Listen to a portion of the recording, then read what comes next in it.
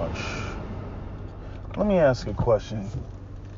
We're gonna talk about class for a second, right?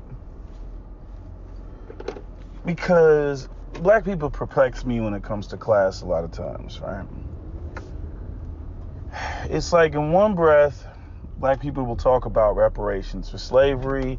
They'll feel some type of way because they'll talk about lack of economic opportunities and how black people have been dealt, the short end of the stick, and we've the predicament and the situations that we face because of wealth inequality, right?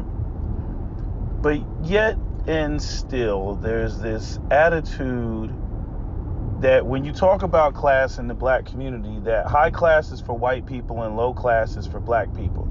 Although black people don't like when people say that. They don't like when people point that out and, say condescending and derogatory things about black people and how they're tied and linked and associated with the lower classes, right? But at the same time, they claim that they want better, but somehow they seem to think that they're going to be able to keep and preserve that which currently exists in the lower class or lower rung of the black community now.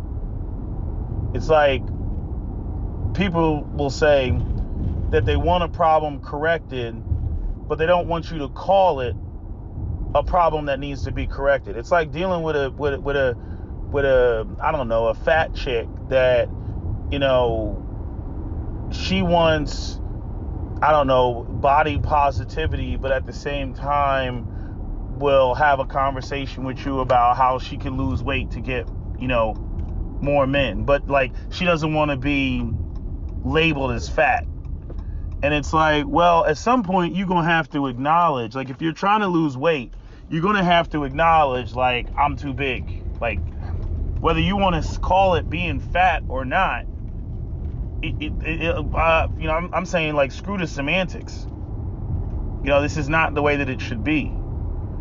And what I noticed about white people in contrast is white people, when you talk about, if white people are at the bottom, white people don't feel that they should be there. If white people are at the top, they feel that that's exactly where they're supposed to be. And this goes into the inferiority complex. But when you talk to black people and you talk about class, it's like black people act like they're supposed to be at the bottom. Don't shame me for being at the bottom. Don't criticize for being at the bottom, right? And then you'll talk to them in another breath and they'll say that they want that to change and we need social, economic justice and all this other stuff. But yet I still get this feeling like they want to stay at the bottom. Or I'm like, well, what are you defending? Right? I can understand somebody who's like, well, there's no path out of the bottom right now, so I want to get out of the bottom, but as long as I'm in the bottom or I'm at the bottom, it's like, motherfucker, you better talk about the bottom with some care, right? Or don't put down the bottom. But I'm like, but it is what you're trying to get away from because you recognize that, it's substandard conditions or it's substandard living, right? Or it's poverty, right? You recognize that there's a whole bunch of downsides to that.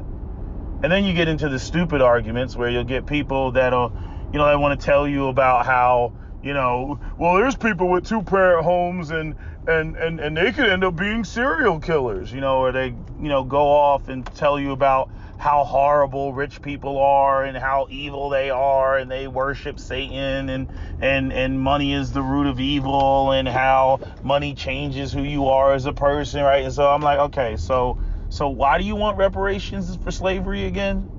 Why are we talking about reparations? We're talking tangible resources. We're talking money here. That's what we're talking about. You see what I'm saying? Like it's I don't know. It's like black people want to constantly maintain this space where they feel good. And I'm like, are you trying to get out of poverty or are you not trying to get out of poverty? If poverty was such a great place, then why would we be having discussions about reparations for slavery or, economic opportunities or, socioeconomic political justice or whatever? Like, why even have those conversations so, you got so much energy dumped into trying to preserve, street culture, preserve, the ghetto, right? You got so much energy invested into that. And as I've said a long time ago, I'm like, you do realize that if the black community was fixed and you had jobs and opportunities, like all that shit that you saw with the teenage boy and those girls beating up on that girl and drop kicking the toddler and everything else like that, that shit doesn't happen, in intact communities to the same degree it happens in poor and impoverished communities, right? I spend a lot of time defending black people among the non-black people that I'm around, where they want to sit there and they want to, say, oh, well, those people are just like that. I'm like, it's the conditions and the environment that they're in. You cannot expect people who don't have the same, resources, same living conditions, same environment to act, think, and behave the same way. I mean, that's wholly unfair, right? But then just as soon as I walk out the room talking to, non-black people, I get back in the room, with black people, and then black people want to defend the fuckery and act like, like they want to just sweep it underneath the rug, all the problems that do exist, and then, talk about, don't put her down. It's like when we talk about single motherhood in the black community. It's like people are more concerned about the feelings of the single mother and the woman who, fucked up because she was being sexually promiscuous, for those that were being sexually promiscuous. And they're less concerned about the 16-year-old girl that's sitting there watching you praise, Sierra, about, being able to bag Russell Wilson after she got with Future. And so, I'm more concerned about that 16-year-old girl thinking that it's now okay to go out there and get with a Dusty, because let's face the fact that, most of the guys that embody Future's personality don't have Future's money. So on a normal people level, you'll have a girl who goes out there, gets with a Future type of guy, and then thinks that some white knight, freaking super wealthy Russell Wilson is going to come and scoop her up. Because this is what people want to promote, because they're like, you're just trying to smack down her happiness. You're just mean-spirited. People come at me and saying that dumb shit. And I'm like, look, at the end of the day, if poverty is a problem and you fix the poverty, you have to realize that you're not just changing people's, finances. You're not just changing the amount of commas they have in their bank account. You're changing the whole culture via the resources. That's what you're doing. And no, I don't buy. Somebody sent me some shit with the nerdy ass Brian Gumble black dude with the old black man with the fucking goatee. I can't stand them niggas. And they're a classic example of black conservative think, well, I don't believe in reparations for slavery because, reparations for slavery, it's a handout and it'll just further black people's dependence. And I just don't believe in it. It's offensive. I just think that if you we don't have this and that in the black community. If you just give black people, money, then we'll just go back to, basically what we've been doing because they don't understand finance or how to spend it. Right? And I'm like, nah, motherfucker, cut the check. And then we can talk about, getting people to understand what they need to do. Right? It's like I hate black people to give, the system of white supremacy, the excuse not to cut the check, which they already don't want to do. Hold on a second. I know, it's like people don't realize that, I've said it before. I think currently what people embrace in the black community is a polished turd. I look at the black community as a polished turd. Yes, it's a turd. And people are trying to polish it because, it's theirs, it's ours, it's what, we created in the void of nothingness. And I get that. I get why people, they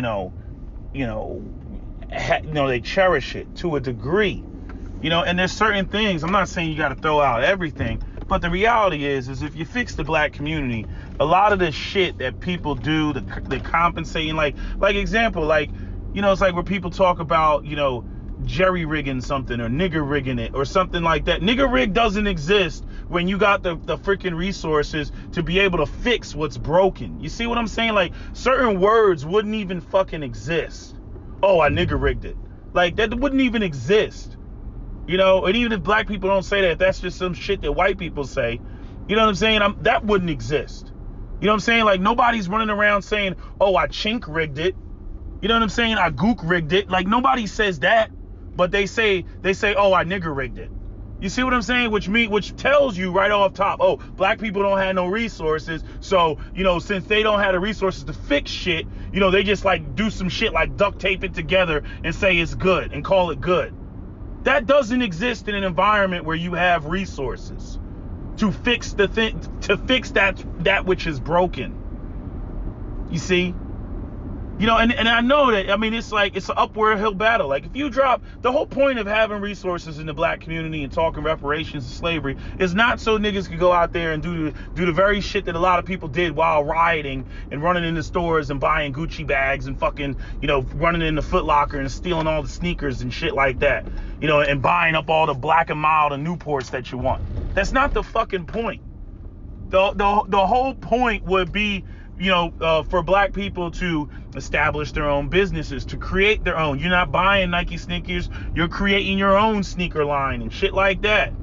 People come into the black community to consume your goods and whatnot. You change the whole concept and the whole mentality that surrounds blackness. Blackness is no longer associated with poverty.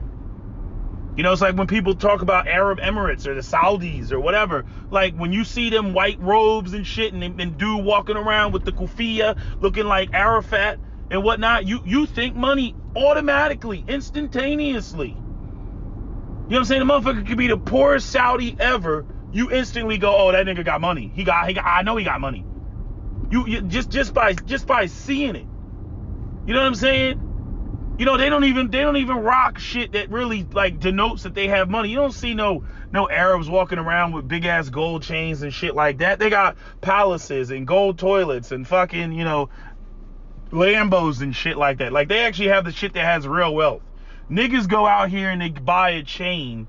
You know, like, if you really look at it, if you look at like black people are so gaudy, you know, trying to prove that they have money because they have to counter the stereotype that black people don't have any money. So how do you do that? You got to get the big diamond earrings. You got to get the big chain. You know, you gotta have 2 watches on each wrist, and you got to have bracelets and pinky rings, and you got to look like you're the fucking Migos and all this other shit. Like, that's what you got to look like. Nobody else does that. You know why? Because nobody else is running around trying to counter the narrative that they're broke and dusty. They're not trying to counter their blackness, you know, which is associated with poverty. You know, like, people really don't understand, you know, what intact, thriving black community is supposed to look like, and how a lot of the cultural elements that come from poverty wouldn't exist. Just the same way that they can't see the beauty in dark-skinned black women because it's not promoted currently in the media. They can't see it. Like, I just can't see like where they would be is equally as bad as, you know, some light-skinned exotical. They can't see it. They just cannot envision it. I'm like, if you fix the shit, it's not going to look the way that it looks now. If you fix it, 90% of what is going on in the community, 90% of it, what would you call it? 90% of it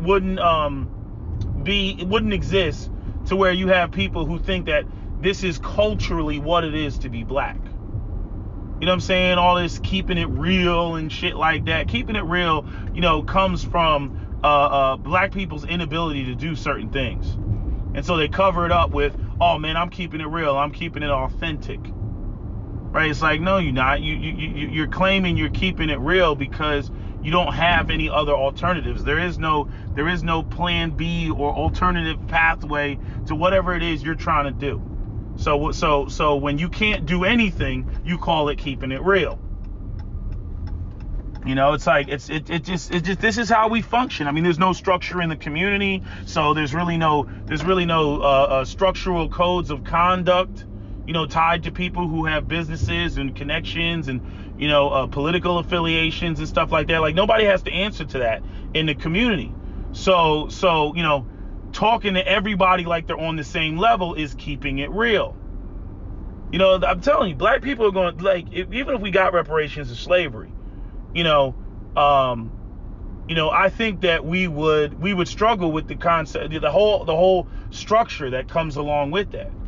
It's one of the reasons why we're not organized now. Like, we hate structure. You know, that doesn't mean that I think that black people shouldn't get reparations for slavery just because you know, we're disorganized. You know, but I definitely recognize that there are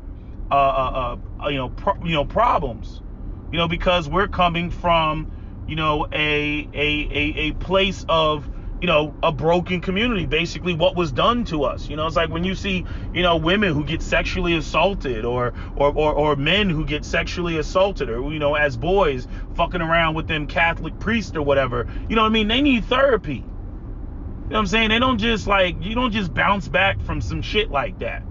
And that's one of the biggest bullshit criticisms when it comes to black people, you know, and the psychological trauma that the system of white supremacy has imposed on black people, and then act like, you know, black people are some healed people, and why don't they just do, or why don't they just behave and shit. And I'm saying white supremacy still does what the fuck it does. It still shits on black people at every fucking turn. So even if they stop tomorrow, they just say, okay, we're just leaving black people alone. I'm like, nah, there's still a whole bunch of psychological and emotional healing that has to take place.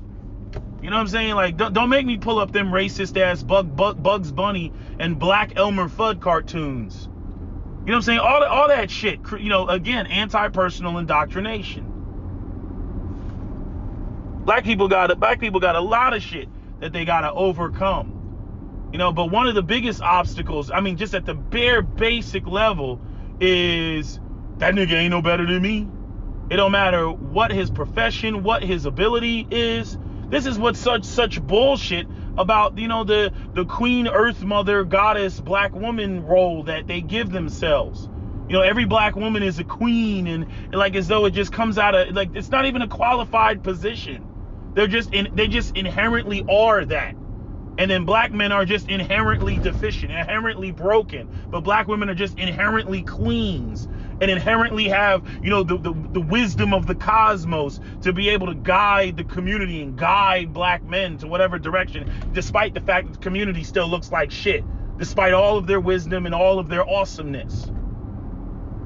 You see? You know, so even when you get people that, you know, have the know-how, have the expertise, have the knowledge, have the wisdom, right? It's like black people, they hate structure.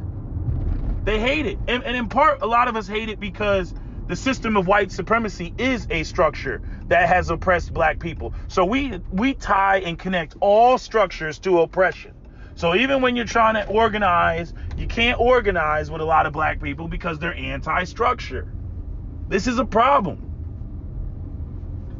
You know, so when you talk about reparations, slavery and all that other stuff, it's not just, just put, you know, $1 million in everybody's fucking account, you know, and then just let them spend it however they want to fucking spend it. You know, we're talking about a fucking community. This is why I say one of the first paths to black people getting themselves together is us having our own school system, us having our own schools, and possibly separating the sexes, so that people know what their specific, you know, roles are, you know, as a gender in the community.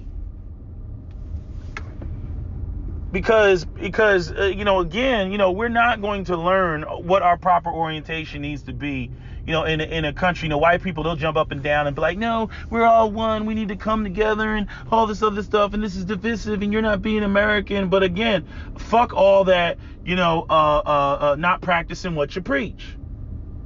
Fuck all that, you know, it's nice in theory, but, you know, you don't practice that shit. And all that does is disadvantage black people. Because while black people believe, what's actually being said, that's not what's happening in practice. I mean, it's just, fuck all the shaming that white people try to do with that bullshit. I'm like, you don't operate like that. Please. So I'm just saying, it's just, we got a lot of issues, but I need people to understand that the community and the culture that you currently embrace, when people talk about the black community and they talk about the lower class and everything else like that, if black people, if Tulsa, Oklahoma, and the black communities that were thriving, or let's say Rosewood and Tulsa and Elaine, Arkansas, and what's this, OOC, Florida, however you say that place, if they never got destroyed, if they never got burnt down, and they were allowed to thrive and be like essentially like the Dubais of the black community, there's no telling, the type of wealth that would be flowing through the black community if they never got burnt down, they never got attacked, they never got destroyed. And the culture would be completely different. You got to recognize that the current culture that exists in the black community is a byproduct of the lack of resources. Okay, the black community is a culture predicated on a lack of resources. Once you have, stability and multiple generations of not only stability, but wealth accumulations, that third or fourth generation is going to be nothing like the starting generation. You see what I'm saying? They're going to be better. They're going to have different concepts, and it goes to, I forget what famous white person made the comment, but talking about, how, what is it? Hard,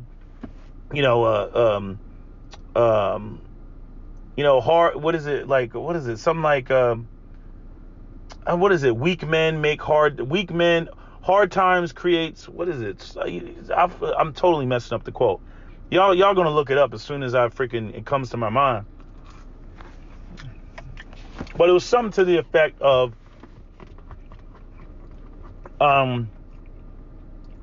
hard times make strong men make good times make weak men. It was something to that effect, and you see this, like, even when we see these white suburban kids that are soft and whatnot, and they're out there snowflaking. Notice, like, all the people that you see out there that are protesting, all the white people that you see, most of them are middle class. That's what they are. Most of them are middle class. They see injustice, they feel some type of way, because they don't really make the connection of that whole aspect of tribalistic group economics and how, this whole concept of equality and justice would affect them as it pertains to their economic standing and their opportunities. A lot of them don't make the connection. I'm like, you have a fixed black community, you got more businesses in the black community. Well, guess what? The businesses and companies that your mommy and daddy runs and owns and operates will be competing with the now intact black community and their businesses. Now, overall, all of this will increase the U.S. GDP and everything else like that, but it's still competition. You're going from no competition to now competition, because we still live in a capitalist society. And so, when they're out there and they're, Black Lives Matter and we want justice and everything, and again, stop falling for the okie doke that went on in the 60s, where we had, desegregation, not integration, desegregation. And then we had what I would call social integration, but not economic integration. You see, I see a lot of people running out here and they're all like, well, what could black people possibly want more? Like, see, now we talking about the money. That's why everything is such such a threat. As soon as black people start talking about the money, that's when niggas start dying. Like Martin Luther King. As soon as he got on the money, that's when he ended up dead. When he was up there talking about we're all God's children, we all hold hands and everything else like that, they was cool with that because they didn't like what Malcolm X was saying and they didn't like what, Fred Hampton was saying. You know what I mean? But as soon as he got on the money, I was like, that Martin Luther King son of a bitch gotta go. As soon as he got off of white Jesus and, we're all God's children, and realized that he was leading his people into a burning house. That's what he feared. That was his own quote. then that's when he had to go.